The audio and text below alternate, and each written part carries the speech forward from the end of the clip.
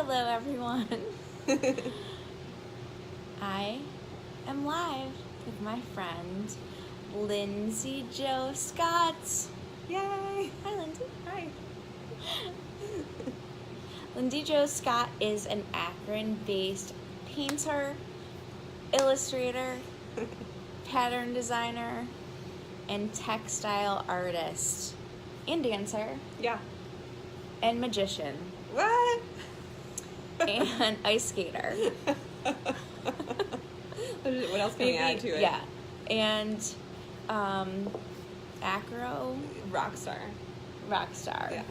and unicorn. Yes. Maybe not all of those, Yeah. but she is pretty amazing. That's why I have her here today. You love to play with color and patterns. Mhm. I've seen you at it, and Yes. just go to her website. She's crazy talented. You also love to combine your experience as a yoga teacher Mhm. and now a bar teacher Mhm.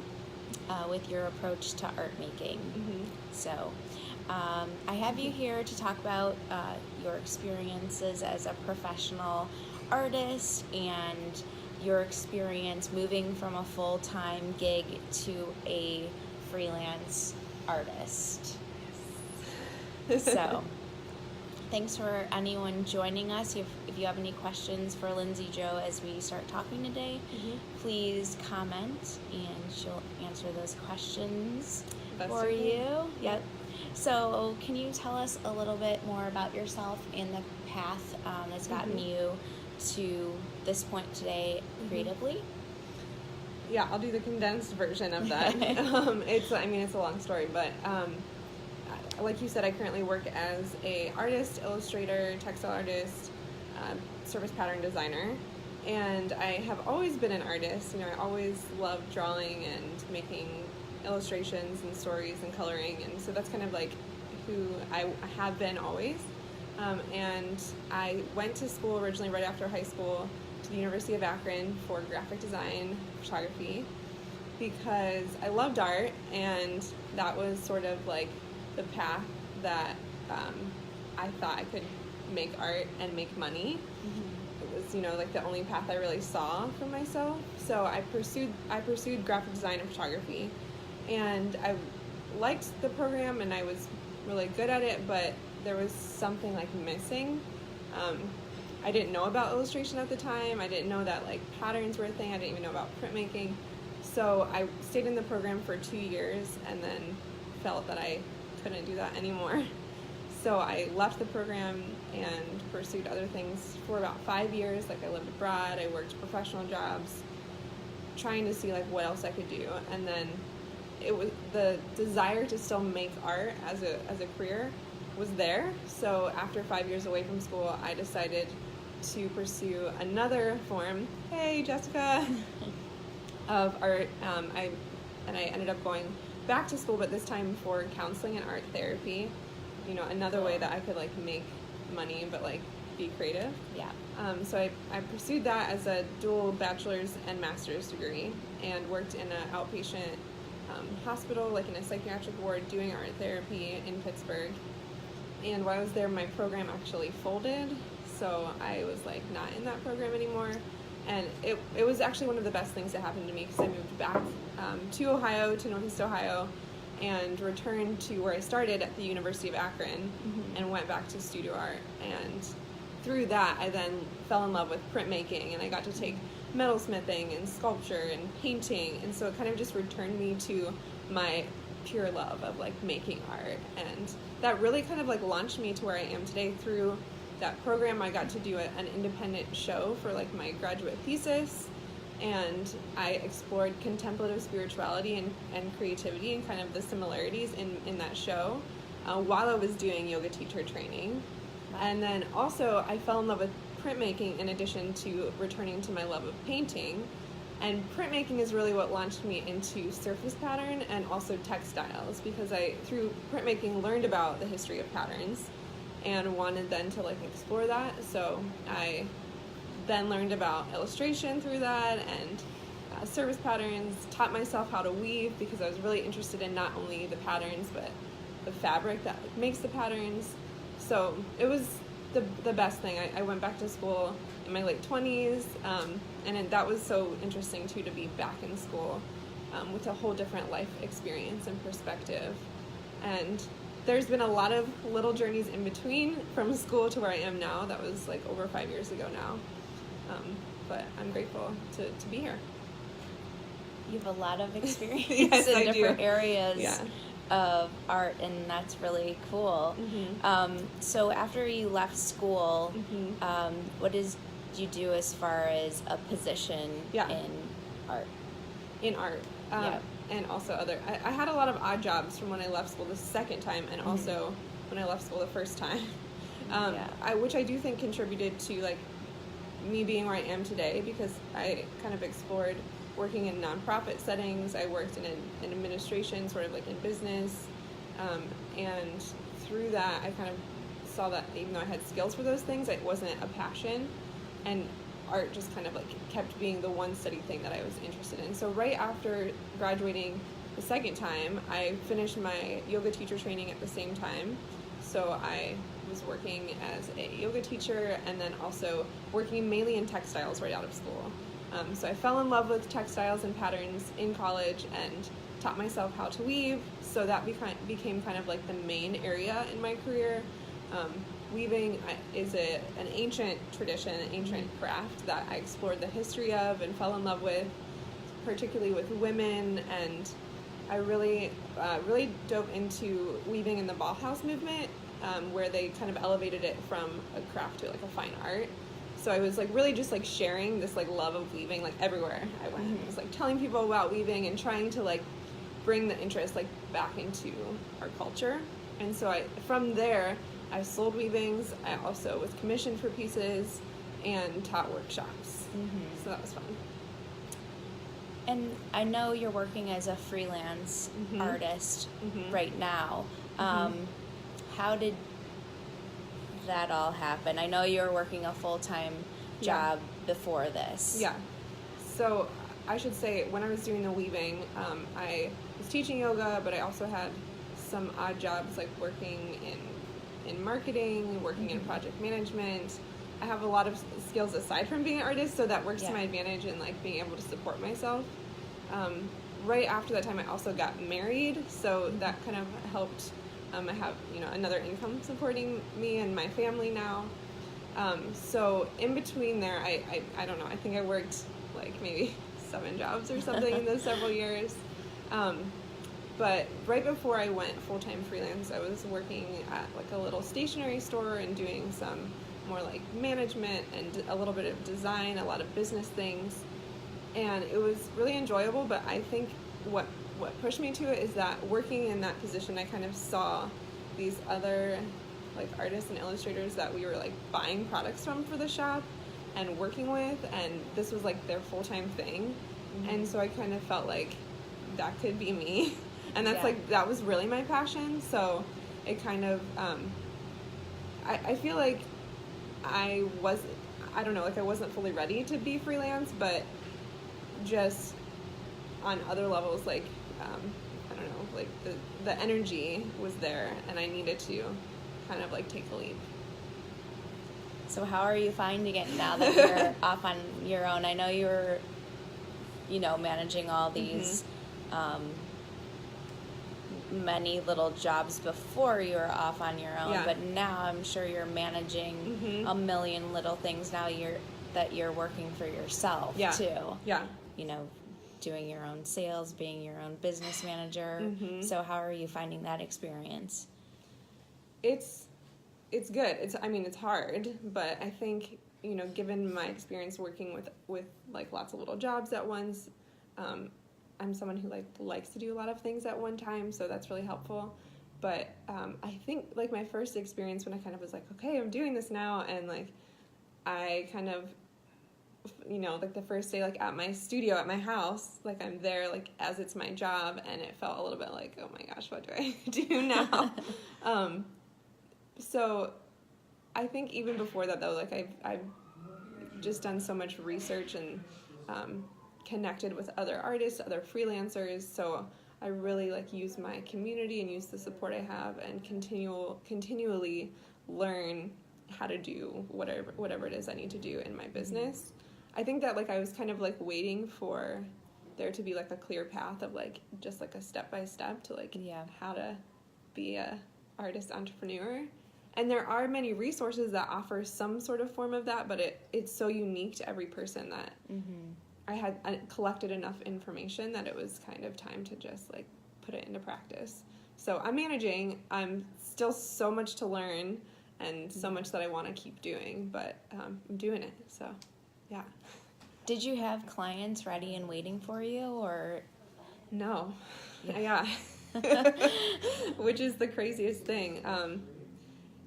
Yeah, I didn't have really anything lined up. I had like things that I wanted to explore, but no real like job down the line. And I don't know if I would like recommend that for everyone. But I think just like for me, like I said, it had been years of like researching and like this is like what I want to do and like this is kind of who I want to become and like how I want to spend my time.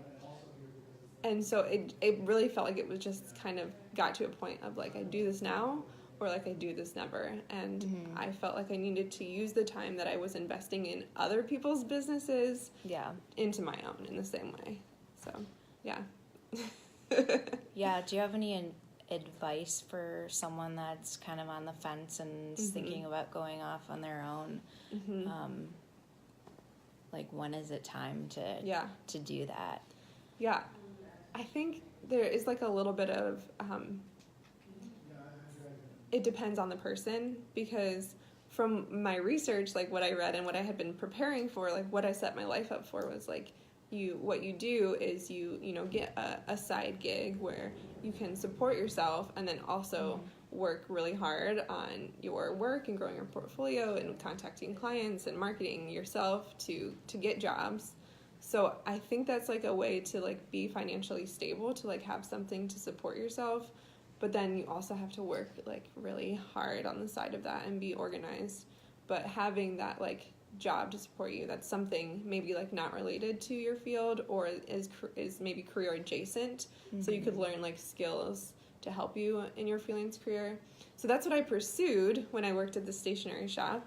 But it just became difficult for me in order to do both, because I was so invested in that and really just felt like it was time to move on. So I've heard Elizabeth Gilbert talks about kind of like supporting your creativity financially through just like side gigs, and I kind of like that mindset of kind of like saying to your creativity and to your creative career, like I will continue to support you until like we're ready to launch, or and sometimes I don't know, whenever that timing comes. But then she also does talk about maybe you're a person who for your integrity or for yourself just needs to take the leap, and I know that I have so many skills that if I need to get a job, like I can fall back on that. And I do have a husband that is supporting me. He's a teacher, so it's a sacrifice, but it's a partnership. It's a teamwork too, and I'm grateful that I have the opportunity. And I do still have some income coming in. I teach yoga and bar classes, so that does take a little bit away of time, but it also gives me a lot of benefit in working with people and moving my body, so there's benefits to that too. Yeah. How do you break up your week as far as working on art, working on, managing your business? Do you have any helpful hints or tips? Is it broken down to a science? No, or are you still it's not. It out? I feel like I could share so many ways that I know of that you can do it, and so like I research and I know different like time management, productivity, like hacks and schedules and science kind of stuff, but I haven't found like my routine.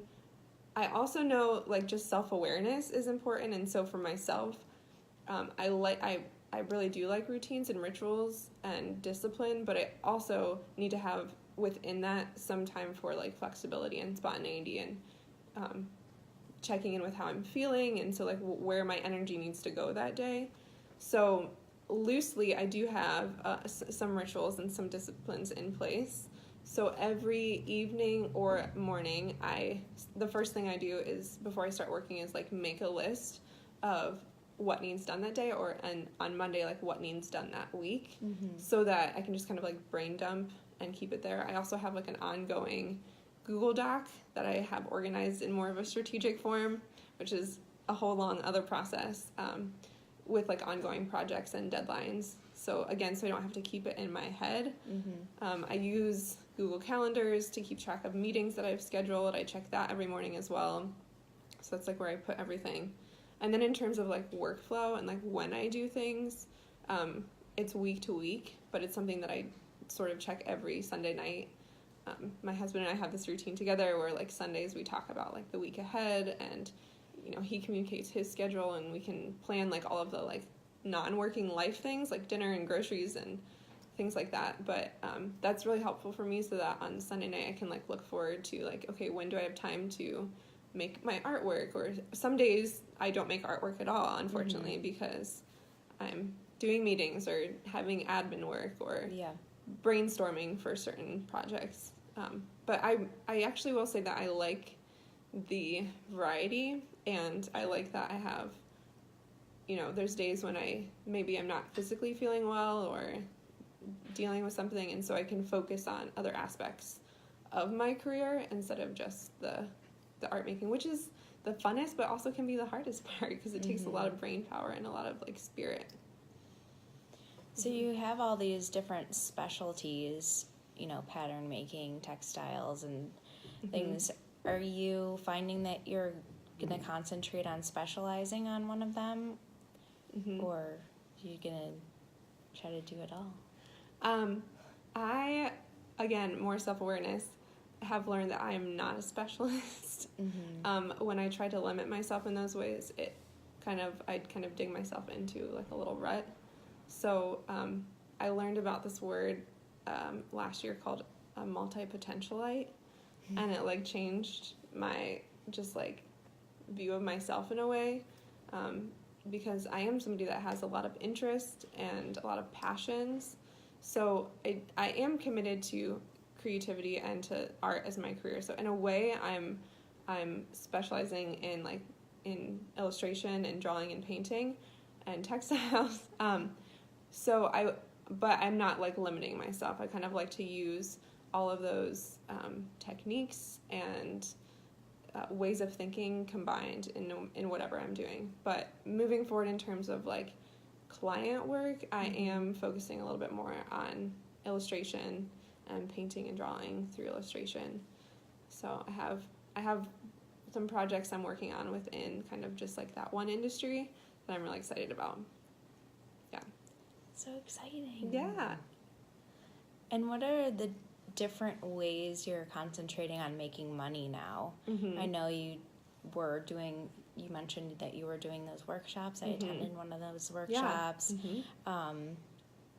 Are you also concentrating on doing a variety of different things like that to make money, or are you gonna focus on doing your murals or? Yeah, I did a lot of mural work this summer, so that was like fun and a new path to explore, which I really loved.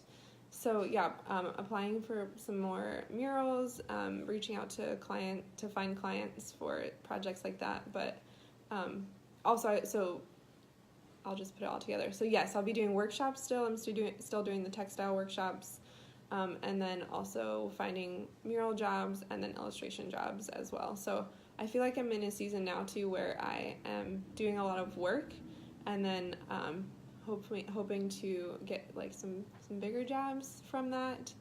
I think that answered your question. Yeah.